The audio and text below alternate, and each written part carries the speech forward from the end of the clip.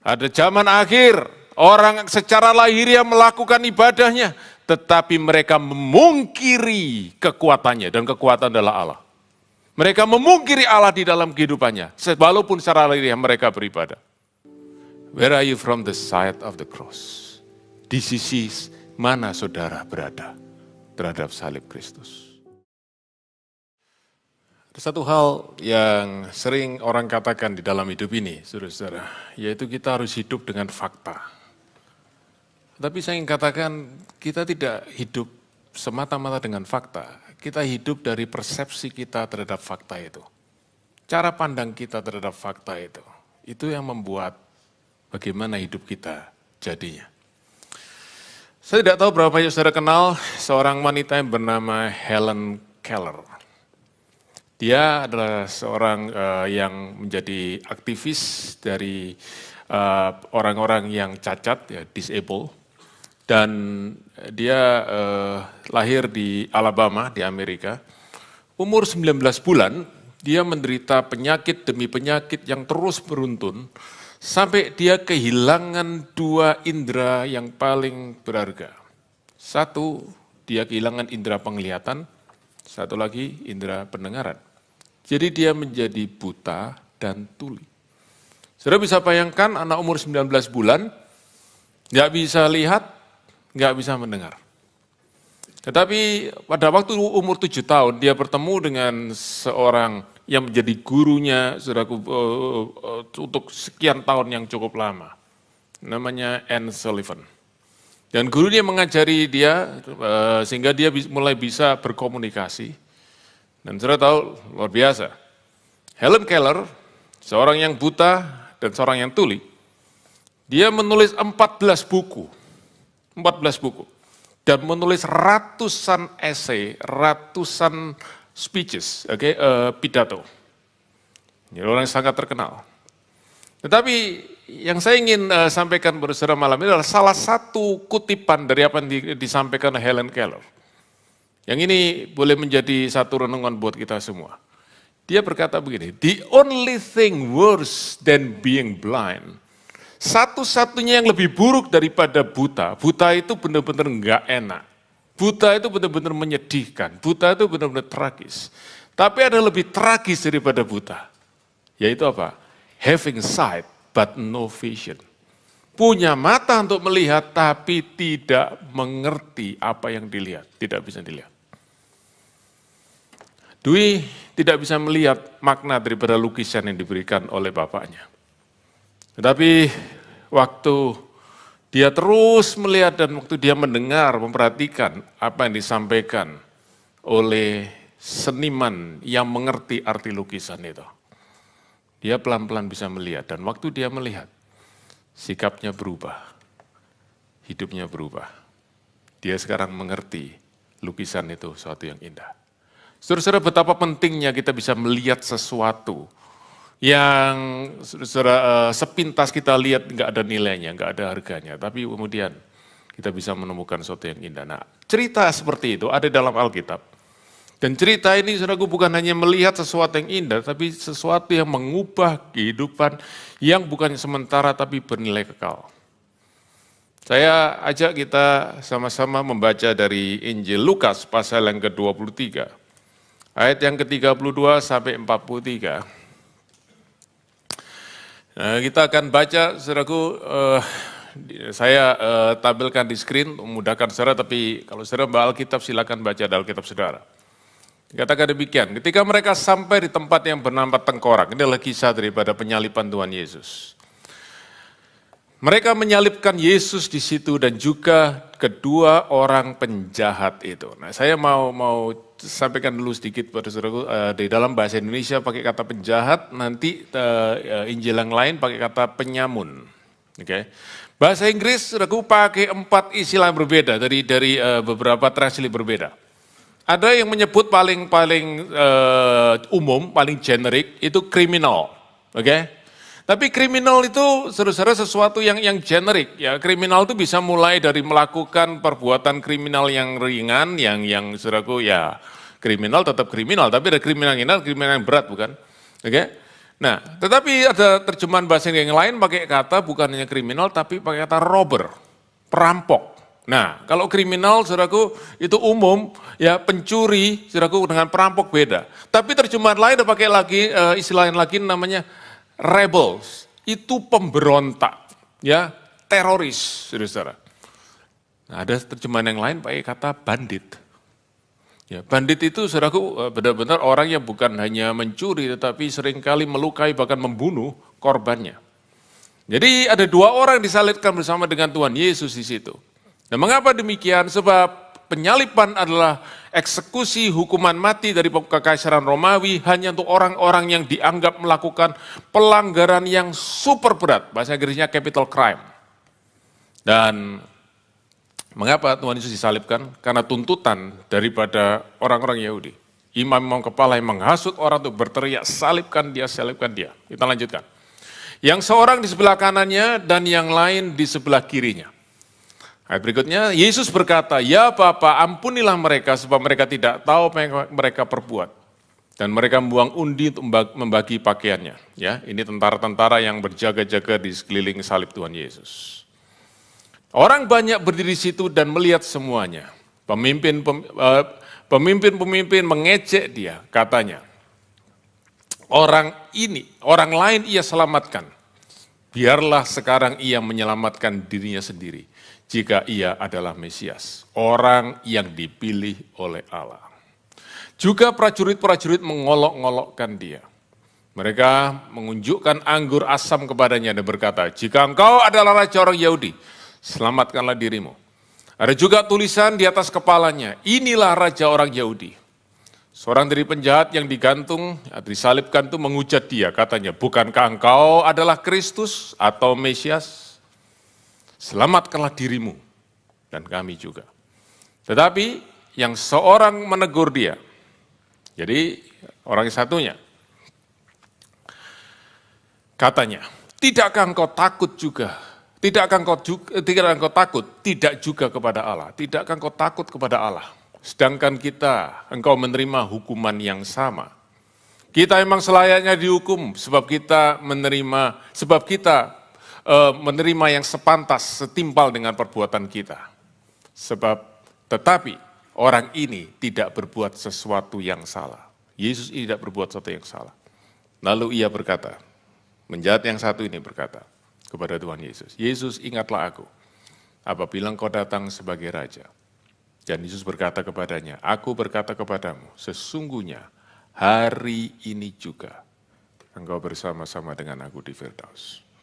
Mari kita berdoa untuk kita terima firman Tuhan. Bapa dalam surga, biar firman-Mu Kau berkati, Kau urapi, supaya mencelikkan mata kami. Apa yang kami tidak bisa lihat, kami bisa lihat. Apa yang kabur buat kami menjadi terang. Apa yang gelap buat kami menemukan cahaya, Injil di dalam firman-Mu. Sehingga kami semua boleh mendapatkan makna dari berita yang terbaik yang bisa kami dengar hari ini. Yaitu Injil keselamatan di dalam Yesus. Terima kasih Bapa. Dalam nama Yesus, amin. Saudara-saudara, kalau saudara sudah cukup lama jadi orang Kristen dan sudah pernah seperti saya jadi Kristen sejak dari sekolah minggu, dari kecil, kita pasti pernah dengar kisah ini. Dan tentu saudaraku kisah ini berakhir dengan sesuatu yang luar biasa. Penjahat yang disalibkan bersama dengan satu dari dua penjahat itu, akhirnya dia diselamatkan. Dan dia adalah orang yang pertama yang dinyatakan oleh Tuhan Yesus selamat. Yang menyatakan dia selamat bukan pendeta, bukan rabi, bukan imam, bukan siapapun, bukan pemimpin agama. Yang menyatakan adalah Tuhan Yesus sendiri. Nah, kisah ini, saudara-saudara, saya masih ingat waktu saya masih kecil dulu. Jadi guru sekolah minggu ngajar anak-anak sekolah minggu, dia kata anak-anak, Tuhan Yesus disalibkan bersama dengan dua penjahat, di sebelah kiri, di sebelah kanan. Yang di sebelah kiri itu penjahat yang jahat, di sebelah kanan itu penjahat yang baik.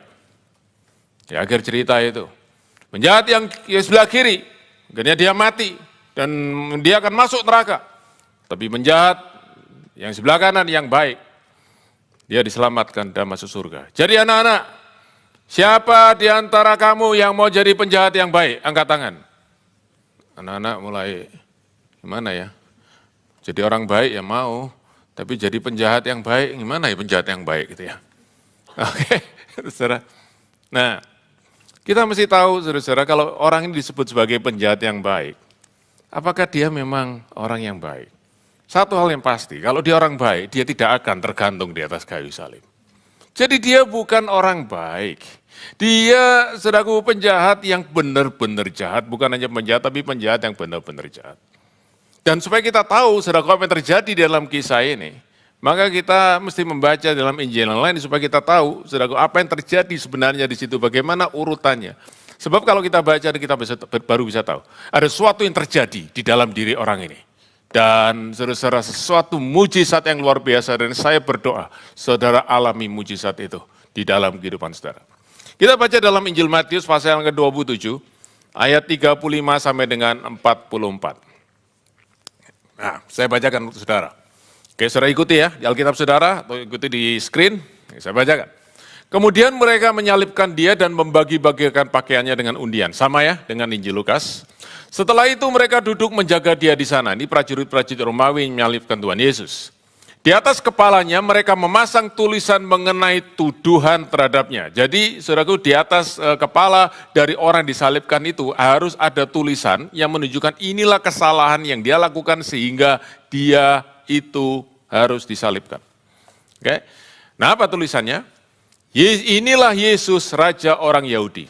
Bersama-sama dengan dia, mereka menyalibkan juga 2 orang penyamun. Nah, saya pakai istilah penyamun, tapi sudah tahu ya, mereka adalah orang-orang jahat, mereka pemberontak, mereka teroris, mereka benar-benar orang yang benar-benar jahat, karena itu mereka disalibkan. Seorang sebelah kanan, seorang lagi sebelah kiri.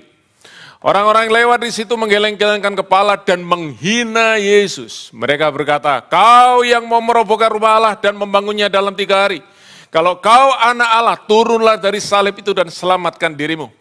Begitu juga imam-imam kepala dan guru-guru agama serta pemimpin-pemimpin Yahudi. Oke?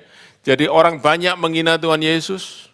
Semua orang di situ, saudaraku, berarti kan orang banyak itu berarti ada crowd di situ, bukan hanya 1-2 orang. Tapi orang yang berkerumun di situ menonton, saudaraku, eksekusi penyaliban itu. Berjam-jam mereka ada di situ. Dan terus-menerus mereka menghina Yesus. Dan bukannya mereka, imam-imam kepala, guru-guru agama, ahli Taurat, pemimpin-pemimpin Yahudi mengejek Yesus. Mereka berkata, ia menyelamatkan orang lain. Padahal dirinya sendiri ia tidak dapat selamatkan. Kalau dia Raja Israel, baiklah ya sekarang turun dari salib itu, baru kami mau percaya kepadanya. Ia percaya kepada Allah dan berkata bahwa ia adalah anak Allah. Nah, mari kita lihat apakah Allah mau menyelamatkan dia sekarang. Kalimat terakhir, penyamun-penyamun yang disalibkan dengan Yesus malah menghina dia juga seperti itu. Jadi, saudara-saudara, penjahat yang disebut guru skala minggu penjahat yang baik tadi, itu benar-benar tidak baik. Dia mulai dengan menghina Tuhan Yesus. Penghinaannya apa? Tiru seperti orang lain. Hai kamu, ngaku raja orang Yahudi, turun dari salib, selamatkan dirimu. Engkau yang mengaku Mesias, ayo selamatkan. Mesias kan juru selamat. Bagaimana engkau bisa menyelamatkan orang lain kalau engkau sendiri tidak bisa menyelamatkan dirimu? Terus-menerus hujatan demi hujatan, saudaraku, disampaikan kepada Tuhan Yesus. Dan itu yang terjadi. Nah, tetapi, saudaraku, tiba-tiba orang yang salah satu dari penjahat itu, dan banyak orang percaya dia di sebelah kanan, oke? Ya, kita tidak pernah tahu, tapi sebut saja di sebelah kanan, saudaraku, supaya kita bisa membedakan dari sebelah kiri. Tiba-tiba dia menyampaikan, yang kita sudah baca tadi, 4 kalimat. 4 kalimat. Dan 4 kalimat ini, saudara-saudara, sebenarnya tidak lain, adalah inti daripada Injil keselamatan. Sungguh luar biasa. Kita akan unpack, saudaraku, 4 kalimat secara cepat, dan saya ingin saudara sungguh-sungguh perhatikan. Karena kalau saudara mengerti 4 kalimat ini, Sudah mengerti apa artinya keselamatan di dalam Yesus. Ya. Dan yang luar biasa, saudara-saudara, 4 kalimat tentang Injil ini justru keluar dari mulut seorang penjahat yang besar. Dan saya tahu, itu tidak lain tidak bukan, adalah karena perubahan hati yang Tuhan kerjakan ketika penjahat ini sedang dalam jam-jam akhir daripada kehidupannya, tersalib bersama dengan Tuhan Yesus. Dan saya ingin katakan ini lebih dulu. Kalau Allah bisa lakukan itu kepada orang ini, dia bisa lakukan kepada siapapun dari kita di tempat ini, malam hari ini. Kalau kita mau buka hati, kalau kita mau izinkan Tuhan bekerja, kalau kita berkata, ya Tuhan, jamah hatiku seperti kau menjamah penyamun, penjahat itu. Tuhan bisa lakukan buat kita. Nah mari kita lihat saudaraku, apa yang dilakukan oleh, apa yang dikatakan, 4 kalimat dikatakan oleh penjahat ini. Oke, kita buat aja konsensus ya, penjahat sebelah kanan ya, supaya memudahkan. Oke. Apa yang dikatakan? Saudara-saudara, dia berkata ini sebagai respon dari orang yang ada di sebelah kiri Tuhan Yesus. Karena di sebelah kiri Tuhan Yesus menghujat Tuhan Yesus katakan, hei, katanya kamu Mesias. Kalau Mesias itu kan menyelamatkan orang. Selamatkan dirimu dulu. Kalau kamu sudah bisa selamatkan dirimu, selamatkan kami. Dan saudaraku langsung, ini penjahat sebelah kanan ini, langsung menegur temannya. Dan dia mulai dengan kalimat pertama, lihat saudaraku perhatikan baik-baik. Tidakkah engkau takut kepada Allah? Saudara-saudara, dia mulai dengan kalimat yang pertama, dan inilah saudaraku, kalau kita ingin mengerti sungguh-sungguh Injil keselamatan harus dimulai dengan kita menyadari keberadaan Allah dan realita Allah, sebab Allah itu sungguh ada. Penjahat ini sepanjang hidupnya dia tidak pernah peduli tentang Tuhan. Dia lakukan semua yang dia ingin lakukan. Dia ingin ngerampok, dia ingin ngerampok. Dia ingin merkosa, dia ingin membunuh, dia ingin ambil barang orang lain, dia ingin mencederai orang lain. Dia ingin memuaskan semuanya, dia tidak pernah peduli tentang Tuhan. Dia anggap Allah tidak ada. Seperti yang dikatakan oleh seorang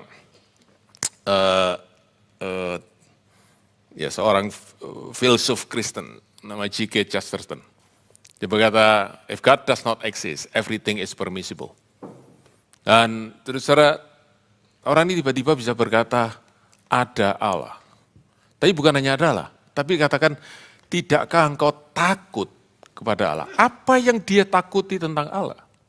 Dan bagaimana tiba-tiba dia bisa merasa takut akan Allah?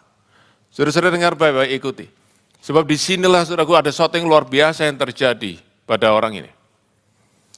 Dia bisa berkata begitu karena dia sedang dalam keadaan tersalib. Dia sedang dalam keadaan terhukum. He is in the state of being condemned. Perhatikan apa yang dikatakan kepada orang yang di sebelah kiri. Engkau menghina orang ini, tidakkah engkau takut akan Allah sedangkan kau menerima hukuman yang sama. Apa arti kalimat ini hukuman yang sama? Hei, dengar baik-baik ya. Kamu, aku, dan dia yang di tengah ini, kita semua ini hukumannya sama. Kita disalib sebentar lagi kita mati. Hukuman kita ini sama, hukuman mati yang paling mengerikan, yaitu penyaliban. Jadi kamu ini sedang dihukum, aku juga sedang dihukum. Oke? Tetapi ada beda antara kamu dengan aku, antara kamu dan aku dengan orang ini. Bedanya apa? Kita bertiga dihukum, tetapi kamu dan aku, kita dihukum kenapa? Karena kita sudah sepantasnya dihukum. Karena perbuatan kejahatan kita. Jadi kita sedang menerima keadilan. Kita berbuat jahat terhadap masyarakat. Kita menyakiti orang lain. Karena itu kita melanggar hukum dari pemerintah Romawi. Dan karena itu kita dihukum oleh pemerintah Romawi. Karena kita berbuat jahat dan kita melanggar hukum. Kita sudah pantas dihukum. Dan saudaraku, tapi perhatikan, waktu dia berkata begini, ada suatu, apa hubungannya dia disalibkan oleh pemerintah Romawi, lalu dia bilang takut akan Allah. Apa hubungannya? Saudara-saudara, ini yang terjadi dalam diri orang ini. Waktu dia sedang menjalani hukuman yang dilakukan oleh manusia, Dia sadar satu hal, dia orang bersalah, dia orang berdosa. Dan pada waktu dia sadar, dia bukannya berdosa kepada masyarakat, dia bukannya berdosa kepada orang-orang lain, dia berdosa kepada Allah. Dan karena itu dia tahu bahwa yang dia sedang hadapi, dia sedang menjalani hukuman dari manusia. Dan dia berkata, aku layak terima itu. Tetapi dia sedang menghadapi hukuman dari Allah. Dan dia tahu satu hal, hukuman dari Allah jauh lebih keras, lebih mengerikan daripada hukuman daripada manusia. Karena itu saudaraku di dalam keadaannya sedang menjalani hukuman manusia, dia sadar dia sedang menghadapi penghukuman yang lebih berat daripada itu, yaitu dari Allah. Saya, saudara, ingin kita lihat di sini, ada satu insight yang luar biasa. Yaitu Allah memakai kondisi yang dia sedang alami untuk mencelikkan matanya, untuk mencelikkan hatinya, untuk melihat bahwa Allah itu ada dan bahwa dia sedang berhadapan dengan Allah. Tuhan Yesus pernah berkata satu kalimat yang sangat-sangat perlu kita perhatikan. Di dalam Injil Lukas pasal yang ke-12 ayat 4 dan 5. Dia berkata begini, aku berkata kepadamu, hai sahabat-sahabatku, janganlah takut kepada mereka yang dapat membunuh tubuh, tetapi sesudah itu tidak dapat berbuat apa-apa. Saudara, inilah manusia. Manusia hanya bisa melakukan satu hal, adverse, yang terburuk. Mereka cuma bisa membunuh tubuh kita dan selesai. Tetapi Yesus berkata, kalimat berikutnya, ayat 5, dia berkata begini, aku tunjukkan kepada kamu siapa yang harus kamu takuti. Takutlah akan Allah, yang bukan hanya bisa membunuh tubuh, tapi memiliki kuasa, bahasa Inggrisnya authority, memiliki wewenang, otoritas, untuk melemparkan kamu kepada dalam neraka. Takutlah akan Allah. Saudara-saudara, saya ingin bertanya sungguh-sungguh pada saudara semua. Kalau saya bisa melihat wajah saudara dan I can see you eye to eye. I want to ask this question. Do you fear God? Apakah saudara sungguh takut akan Allah? Saudara bisa lihat itu dari perbuatan saudara. Ada orang saudaraku yang berbuat seenaknya. Ada orang saudaraku yang hanya hidup mengikuti hawa nafsunya. Kenapa? Karena mereka menganggap Allah tidak ada. Mereka mungkin bisa ke gereja. Mungkin mereka bisa datang berbakti. Bahkan mungkin sepertinya mereka melayani. Tapi Rasul Paulus sudah berkata dalam 2 Timotius 3 ayat yang ke-5. Ada zaman akhir, orang secara lahiriah melakukan ibadahnya, tetapi mereka memungkiri kekuatannya, dan kekuatan adalah Allah. Mereka memungkiri Allah di dalam kehidupannya, walaupun secara lahiriah mereka beribadah. Dan terus saudara, itu yang pertama. Nah, yang kedua adalah orang yang percaya kepada Allah, tapi mereka berkata Allah itu adalah kasih. Dan benar saudaraku Allah adalah kasih, tetapi mereka masuk ada Allah kasih demikian. Kita berbuat apa saja, Tuhan tetap mengasihi kita. Dia tetap mengasihi kita. Karena itu mereka berbuat seenaknya, mereka berkata enggak apa-apa. Pasti Tuhan mengasihi kita, oke? Judi tadi bilang, enggak apa-apa, Tuhan maklumlah pasti. Saudara ingat tadi cerita itu? Dan banyak kali kita berkata, oh dosanya Tuhan maklumlah, kalau itu jangan, kalau ini, kita set sendiri saudaraku standar daripada kekudusan Allah. Karena itu kita mempermainkan Tuhan. Kita hidup, saudaraku, kita mengaku Allah itu ada dengan mulut kita, tapi hidup kita mencerminkan Allah itu tidak ada. Saudaraku, Tuhan Yesus berkata, takutlah akan Allah. Sebab Dia berkuasa bukan hanya atas tubuhmu, tapi atas jiwamu. Dan orang ini, penjahat ini, dia menyadari bukan hanya siapa Tuhan, siapa Allah, tapi siapa dirinya. Dia melihat kekudusan Allah, dan dia melihat murka Allah atas dosa, dan dia tahu, he is under condemnation of the wrath of God. Dia ada dalam penghukuman daripada murka Allah. Tetapi dia bukan hanya melihat Allah yang kudus, Allah yang membenci dosa. dan dirinya sebagai orang berdosa. Tapi satu hal lagi dia lihat, dia melihat Yesus. Dan ini saudaraku yang kita harus lihat malam hari juga. Ini saya berdoa kita bisa lihat. Dan apa yang dia lihat tentang Yesus? Orang ini tidak bersalah. Jadi dia bicara sama temannya, sama orang yang satu lagi, nggak tahu temannya atau bukan. Dia bilang, hei, kamu kurang ajar sekali ya. Kamu tahu enggak, kita bertiga semua dihukum, sama-sama akan mati, tapi tak kasih tahu, kamu dan aku dihukum berbeda dengan dia. Kita dihukum setimpal dengan perbuatan kita, tapi dia tidak bersalah.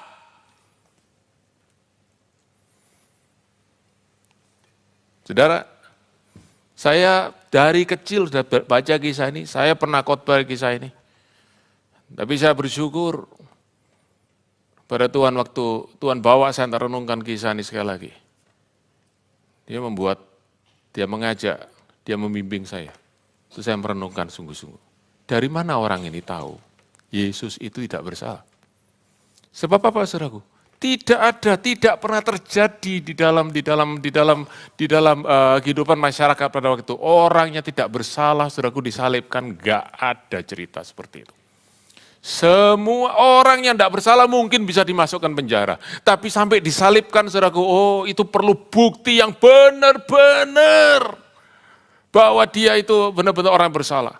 Oh salahnya benar-benar capital crime. Tapi saudara tahu kalau saudara membaca kisah penyaliban dari Tuhan Yesus, semua yang mengadili Tuhan Yesus tidak pernah mendapati kesalahan apapun di dalam dirinya. Saudaraku, saya renungkan, saya bertanya, dari mana orang ini bisa tahu Yesus ini tidak bersalah?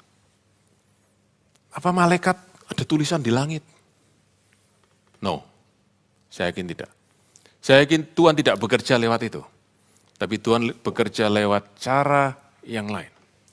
Ada dua hal, saudaraku, yang saya ingin sampaikan. Nomor satu, orang ini berjam-jam, kurang lebih 6 jam. Tuhan Yesus disalibkan itu kan dikatakan di dalam Alkitab jam 9 pagi, sampai dia mati menyerahkan nyawanya jam 3 sore. 6 jam dia tergantung dari salib bersama dengan Tuhan Yesus. 6 jam dia terus-menerus mendengar hujatan-hujatan itu. Itu bukan cuma sekali. Tadi cuma ditulis sekali, saudaraku, tapi saudaraku kata dalam bahasa Ibrani menunjukkan mereka melakukan itu menghujat itu berkali-kali. Terus-menerus berjam-jam. Tetapi yang dia dengar dari semua hujatan itu tidak pernah ada satupun yang menunjukkan apa kesalahan, kejahatan, dosa daripada Tuhan Yesus. Tidak ada satupun. Yang mereka hujatkan, yang mereka saudaraku, yang mereka sampaikan kepada Tuhan Yesus, penghinaan kepada Tuhan Yesus. Engkau mengaku anak Allah, engkau adalah Mesias, engkau mengaku raja orang Yahudi. Itu saja, tidak pernah ada satu berkata, engkau mencuri, engkau membunuh. Engkau mengambil milik orang lain. Tidak ada. Jadi orang ini mulai berpikir, hey, wait a minute. What has been doing? Tidak ada satupun perbuatan kriminal yang dituduhkan kepada Tuhan Yesus. Lalu apa kesalahannya? Saudaraku, dia tidak bisa temukan. Dan bukan hanya itu. Ada satu hal lagi. Bukan hanya dia mendengar orang banyak itu menghujat Yesus. Dia juga mendengar apa yang Tuhan Yesus katakan berkali-kali. Walaupun cuma ditulis sekali. Apa kalimatnya? Tuhan Yesus berkata, Bapa ampunilah mereka. Sebab mereka tidak tahu apa yang mereka lakukan. Saudara-saudara, ini benar-benar yang bahasa Inggrisnya distinguish Jesus from the rest. Karena semua yang lain, semua orang yang tergantung di kayu salib, waktu mereka dihujat, mereka akan hujat balik, mereka akan kutuk balik, mereka akan menyumpah-nyumpah. Itu saudaraku terakhir, luapan emosi mereka, luapan saudaraku dari hati mereka yang penuh dengan kemarahan dan kebencian. Mereka akan menyumpah-nyumpah dari atas salib itu. Yesus yang keluar cuma satu, kalimat pengampunan. Dia terus berkata, dan Yesus bukan hanya berkata satu kali. Dia berkata berkali-kali, Bapa ampuni mereka. Bapa ampuni mereka. Sementara hujatan datang.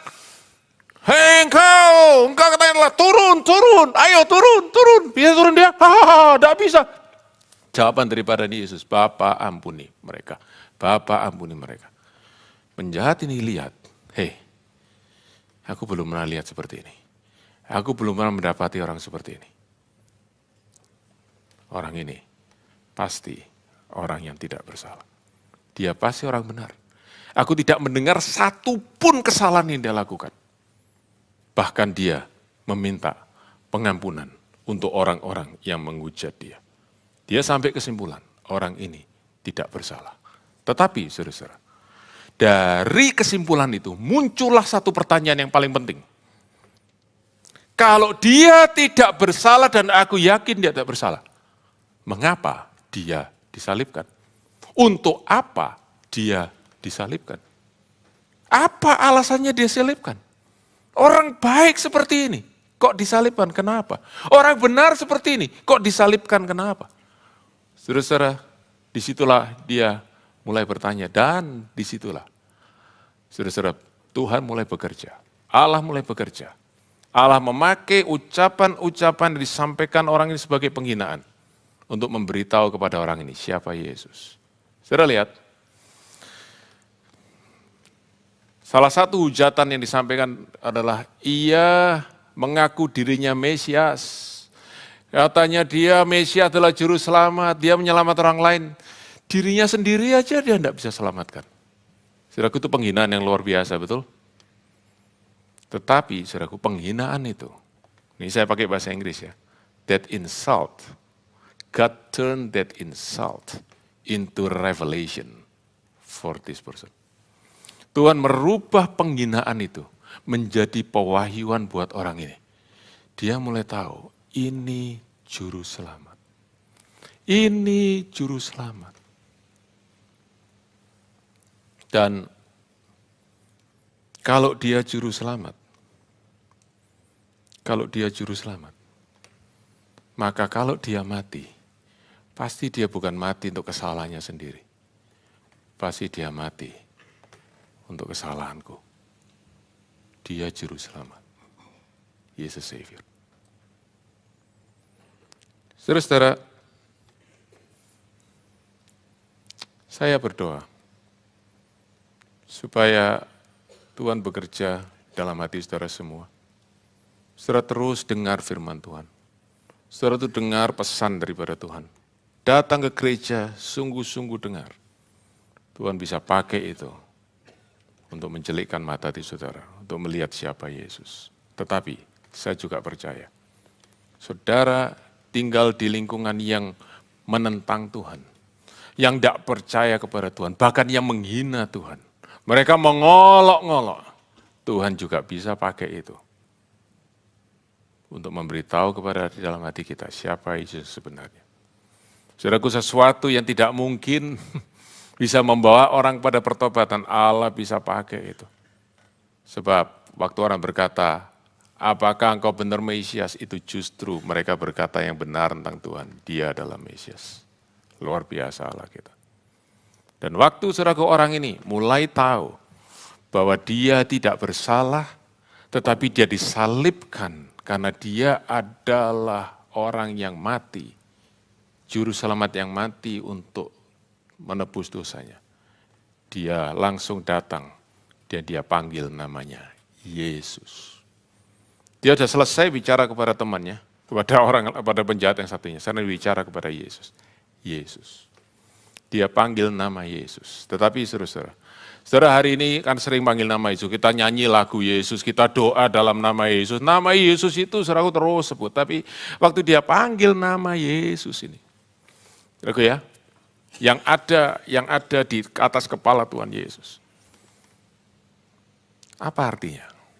Saudara, nama Yesus itu dari bahasa Ibrani, kalau dalam bahasa Ibrani, itu dari bahasa Ibrani, yaitu karena dari orang-orang Yahudi yang pakai bahasa Ibrani, itu pakai kata Yeshua, yang kependekan dari kata yang lengkap. Perhatikan, kata yang lengkap namanya Yehoshua. Yehoshua itu dari dua suku kata, Yeho and Shua. Dan Yeho itu saudaraku dari kata Yahweh, Yehova, Allah.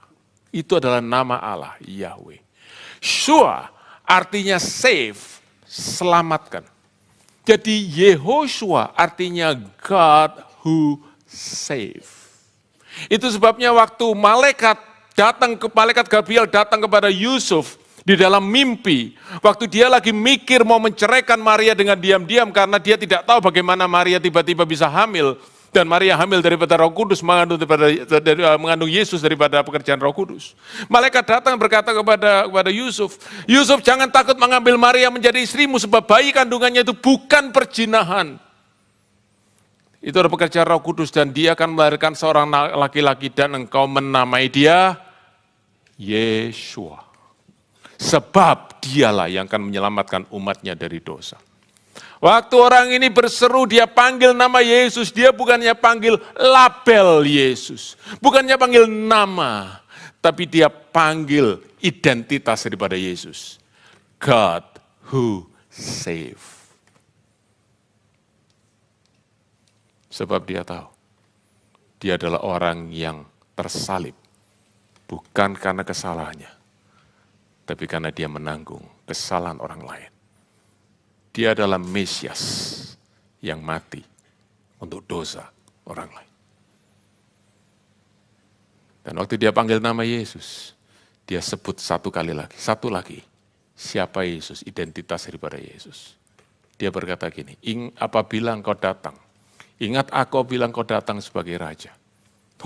Saudara-saudara, sekarang bukan hanya Yesus itu Allah, bukannya Yesus itu Mesias, tetapi dia adalah Raja. Dari mana, saudaraku, dia punya ide Yesus itu Raja?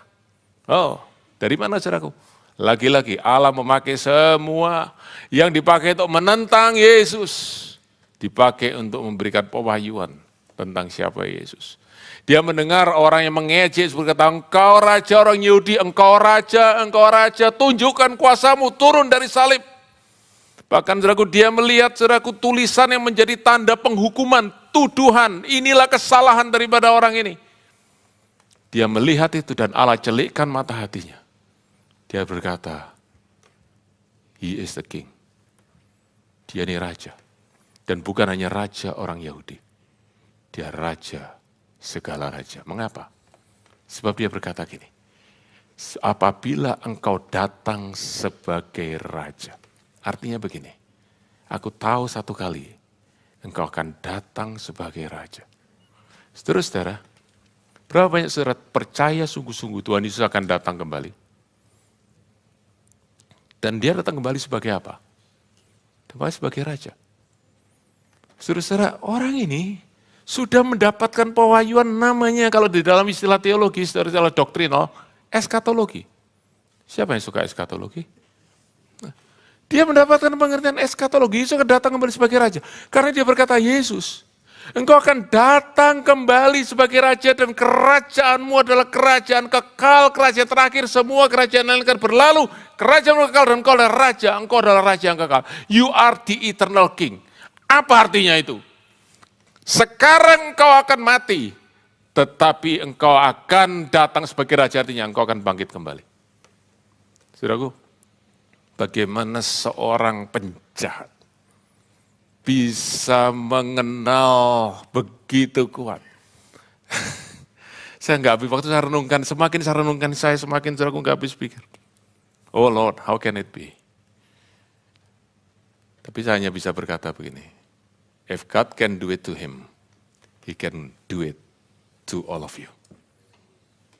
Dia bisa celikkan kita untuk bisa berkata, Yesus engkau Raja sungguh-sungguh. Dan setelah dia sampaikan itu, dia kalimat yang terakhir yang sampaikan pada saudara semua. Ingatlah akan aku. Ingat aku ini artinya begini.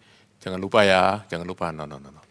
Ingat akan aku ini, saudaraku. Dia berkata, have mercy on me. Kasihani aku Tuhan. Aku orang berdosa. Aku sedang ada di bawah penghukuman Allah. Sementara aku mati. Tapi engkau ini juru selamat. Selamatkan aku. Selamatkan aku. Have mercy on me. Dia menaruh pengharapannya hanya kepada Yesus. Salib yang adalah penghinaan. salib yang adalah penghukuman, salib yang adalah kekalahan, salib yang adalah akhir yang tragis, justru menjadi pengharapan akan keselamatan buat orang ini. Kenapa? Karena Allah menjelikkan hatinya. Dia bisa melihat. Terus saudara, waktu dia mengemis kepada Tuhan Yesus, selamatkan aku, Yeshua, Allah yang menyelamatkan, selamatkan aku. Raja yang akan datang sebagai pemenang. Itulah orang yang mendapatkan terang. Itulah orang yang dijelikkan. Dan waktu dia melihat siapa Yesus, dia bukan lagi dia melihat sebagai penjahat yang lain yang ikut tersalib. Tapi dia adalah juru selamat. Seeing is believing. Melihat Kristus membuat dia percaya. Dan Tuhan Yesus langsung meresponi dia.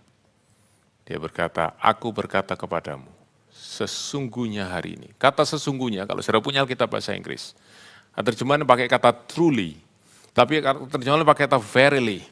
Kalau saudara sering suka membaca Alkitab dari Injil Matius, Markus, Lukas, Yohanes, saudara pasti pernah mendapati beberapa kali Tuhan Yesus mengucapkan kalimat seperti ini. Sesungguh-sungguhnya aku berkata kepadamu. Siapa yang pernah? Siapa yang ingat?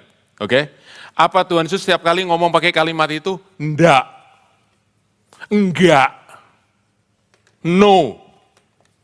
Tidak. Dia pakai kalimat itu waktu dia ingin ngomong sesuatu yang super serius. Bukan berarti yang lainnya Tuhan gak serius joking, tidak. Tapi dia ingin menekankan sesuatu yang penting. Dan ini kalimat kata itu dia pakai. Truly I say to you. Bahasa Inggrisnya I tell you the truth. Aku berkata kepadamu, sungguh-sungguh. Dia ngomong serius, memberikan jaminan kepada orang ini. Percayalah. Kalau engkau percaya kepadaku, percayalah. Hari ini juga engkau bersama dengan aku di Firdaus. Engkau tidak terhukum. Ya, engkau terhukum oleh manusia. Tapi engkau diampuni oleh Allah. Engkau diselamatkan. Karena engkau percaya kepadaku. Saudara-saudara, seperti saya katakan tadi. Satu hal yang sangat-sangat ironis. Tapi disitulah kita bisa mengerti, saudaraku, tentang kebenaran Injil keselamatan. Dia penjahat ini, penjahat yang saudaraku super penjahat kalau dalam istilah bahasa Indonesia, kalau saudara sudah seumuran dengan saya, walaupun saudara tidak perlu tahu umur saya. Oke. Tapi kalau saudara seumuran saya, kita sering dengar istilah bahasa Indonesia, penjahat kelas kakap. Bukan kelas teri, kelas kakap. Justru yang menjadi orang pertama yang dinyatakan oleh Tuhan Yesus, engkau selamat.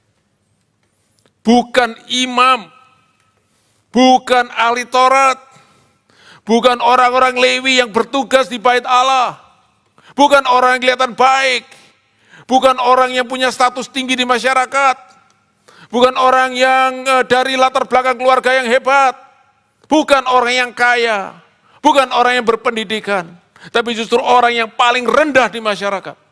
Dia dinyatakan selamat kepada Tuhan Yesus untuk memberi pesan kepada saudara dan saya hari ini.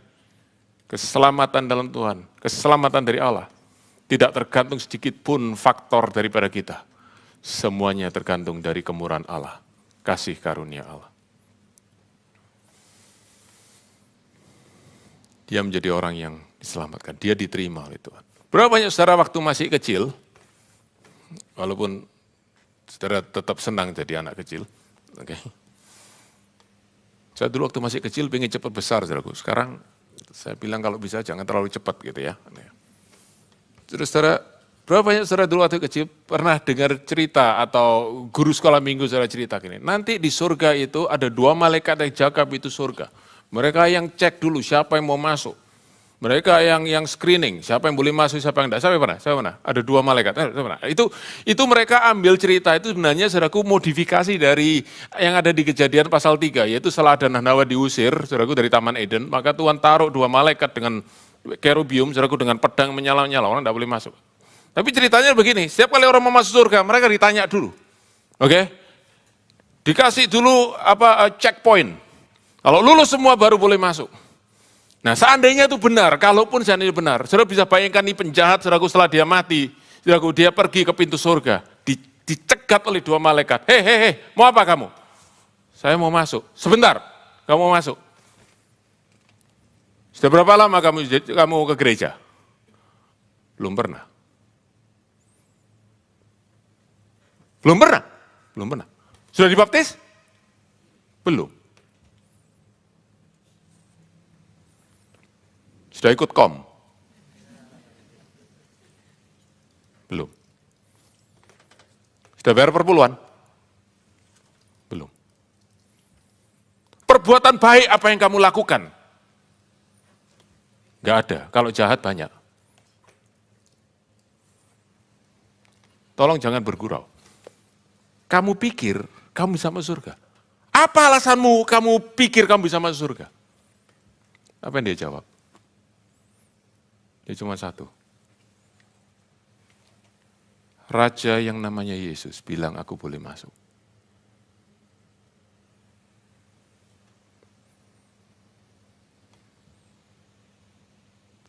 Completely nothing from me. It's all Jesus said. Hanya dia yang kasih tahu, aku boleh masuk. Saudara, keselamatan hanya ada di dalam Yesus. Di bawah kolong langit ini. Tidak ada nama lain yang olehnya kita boleh selamatkan selain dalam nama Yesus. Saya ingin tutup, saudaraku, renungan Jumat Agung hari ini. Dan kita lihat kembali, saudaraku, gambar ini. Ada 3 poin yang disampaikan kepada saudara semua. Nomor 1, saudara berdoa. Kalau hari ini saudara belum bisa melihat siapa Yesus, berdoa. Saya sangat percaya, kalau Tuhan bisa menjelikkan mata orang ini, dia bisa menjelikkan mata saudara yang berseru kepada Tuhan. Lord, help me to believe.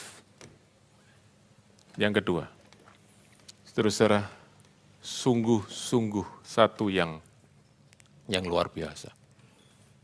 Yang terima keselamatan, bukan orang-orang yang kelihatan rohani, tapi orang yang paling jahat. Sebab kerohanian kita tidak menyelamatkan kita. Agama kita tidak menyelamatkan kita. Yang menyelamatkan kita adalah Juru Selamat, Tuhan Yesus. Tapi izinkan saya tutup dengan renungan ini buat saudara semua. Saudara, Alkitab menulis dengan jelas ya, bahwa Tuhan Yesus waktu dia disalibkan di antara 2 penjahat, sebelah kiri dan sebelah kanan. Jadi salib Tuhan Yesus di tengah. Ya, jelas ya, itu Alkitab mengatakan ya, itu bukan asumsi, oke? Kita tadi untuk memudahkan, saudaraku, kita sebut saja yang diselamatkan di sebelah kanan. Oke? Tapi saya ingin tanya kepada saudara, saudara pernah tidak bertanya, dan saya harus katakan kepada saudara semua, saya baru saja, setelah merenungkan ini, saya baru saja mengerti, saudaraku. Dan Tuhan tunjukkan kepada saya, dan saya ingin sampaikan kepada saudara dengar baik-baik, please give me just this last minute, I want to speak to you. Mengapa salib Tuhan Yesus itu harus ada di tengah? Saya tidak tahu, saudaraku, itu pasti perintah daripada Pilatus atau saudaraku itu keputusan dari perwira yang mengeksekusi, perwira Romawi mengeksekusi, saudaraku, penyaliban Tuhan Yesus. Tapi kenapa kok Tuhan Yesus taruh di tengah? Kenapa tidak di pinggir? After all, he is just one of the criminals. Tapi saya beritahu kepada saudara, saya tidak tahu apa alasan dari perwira Romawi atau Pilatus yang menyuruh Yesus salibkan di tengah. Tapi saya percaya itu adalah namanya God's providence. Sebab apa?